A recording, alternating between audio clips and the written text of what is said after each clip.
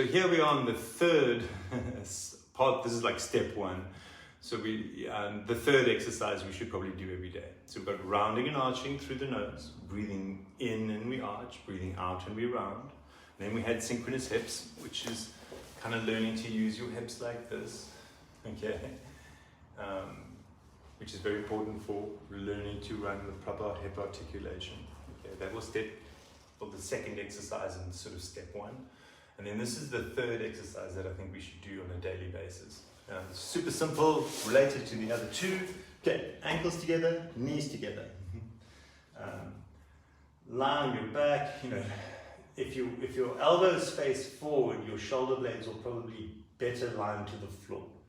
Long, relaxed back of the neck, and this is similar to the second exercise where we rock our hips, knee away and hip floats forward. We're going to keep ankles together, knees together, softly, and we're going to let both go together at the same time. And we're going to breathe in and we're going to arch. And then from here to come back to the midline, you're going to breathe out. You're going to sort of contract your core and contract your stomach muscles and exhale and round your spine.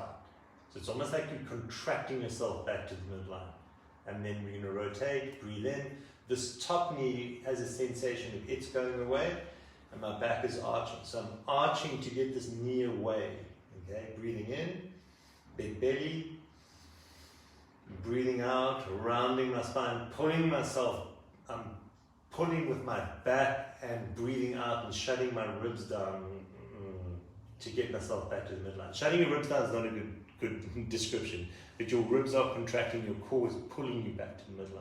Okay, breathing in, arching, this knee goes away, my back arches, big belly, big chest, breathing in through the nose. Breathing out, I'm going to contract my core, I'm going to round my spine, and I'm almost pulling myself back to the midline. And I'm exhaled now, breathing in.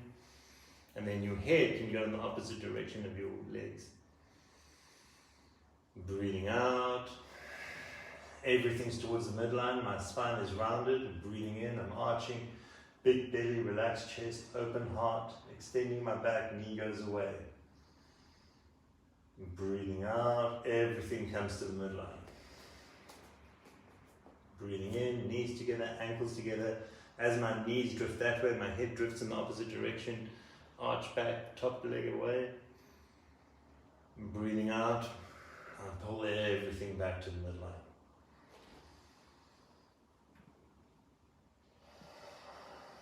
Cool.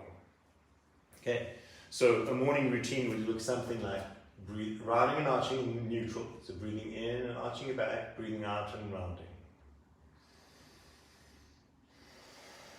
And then after that, it'll take about 2 weeks, but you'll learn to rock both hips. So at first you're going to start with just one hip.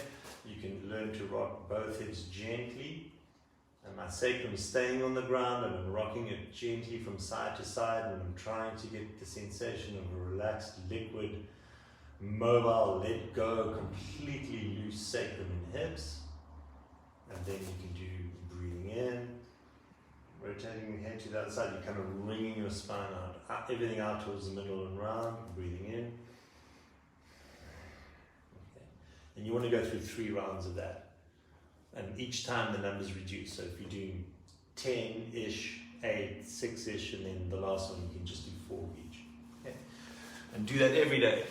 And after a while, you'll start to realize, like, oh, there's this sense of movement and rhythm and connecting across multiple segments of joints. But that's a great daily routine, those 3 exercises. Okay, and there's 3 videos, and so look back. Rounding and arching, synchronous hips, and then, I don't really know what to call that exercise, okay.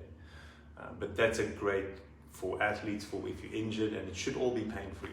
But that'll open the door and create a whole new universe of movement for you, and teach you to move in multi-planes and across joints. And also, like, what's lacking in Western society at the moment is like everything's stiff spine and held core and very robotic and rigid. And this will start to make your movement more organic, more synergistic, and it'll really, really empower your spine. And your spine can relax and contract, and your discs basically will suck fluid in and hydrate. So discs don't have a blood supply in your spine. So if they're static or compressed, you dry them out. So contracting and relaxing your discs will start to hydrate your discs and start to decompress your spine. Okay, so we need this breathing in, breathing out, this moving this way, moving that way. The more active your hips are, the less load you put on your lumbar spine. Your lumbar spine should flex, extend, and create stability. It shouldn't rotate. Okay, your chest needs to rotate. Okay, and this is teaching your ribs to open up and relax and contract, and you will find that your chest starts to move when you run, and your lower back gets quiet, and in other movements, and you'll find rhythm starting to come into your running. Okay, and when you throw your chest, these big sheets of muscles, you'll start to feel, oh no, I can play golf more, with more talent, with more ease. All your movement patterns will start falling into place. So this is a fantastic start. Do it daily. You'll find it relaxing. It softens your diaphragm. When your spine starts to move intrinsically, and you start to contract and relax and have the spinal movement, it calms you down. It balances out your autonomic nervous system, which basically means it helps reduce your sort of stress and anxiety levels and increase your rest and digest levels. Okay, so it's very, very, very empowering. Okay, so move well, feel good, and again, yeah, share this if with people that kind of need to move better. Okay, real simple stuff, and it's safe for everyone to do. Okay, take care, everyone.